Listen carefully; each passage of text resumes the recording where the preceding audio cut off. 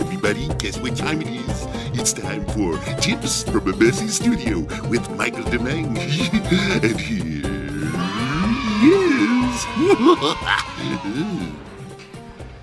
is. So, over the years, one evolves.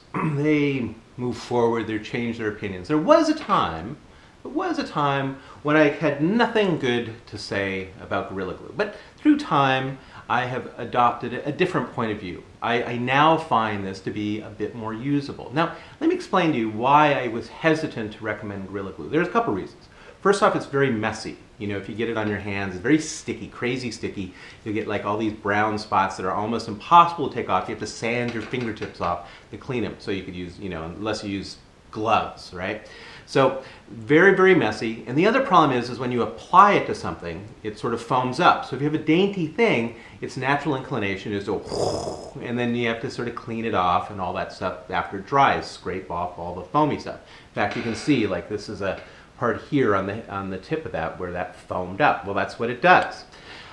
So it's difficult. Now, let me explain to you when you would use this though. Where it's not good, I guess I should premise, where it's not workable is where you have a flat on flat surface.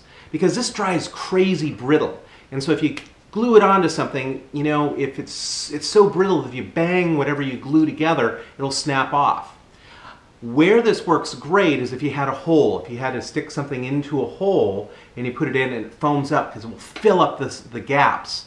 That is when it's ideal because there's a cool thing about it, and that is it's activated by water. So if I had, let's say, a stick that I was going to glue into this hole, what I'd do is I'd put the Gorilla Glue in there, I'd dip the stick in water and plunk, and then even if there's a space in there, this stuff would expand and go whoosh.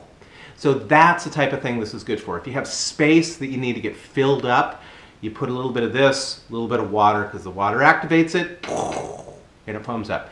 You'll still have to do some cleanup with it. I recommend using gloves, unless you want like weirdo liver spots all over your fingertips. But Gorilla Glue is pretty good. Try and find the caps, because otherwise, this stuff's history. So, Gorilla Glue, not so bad after all.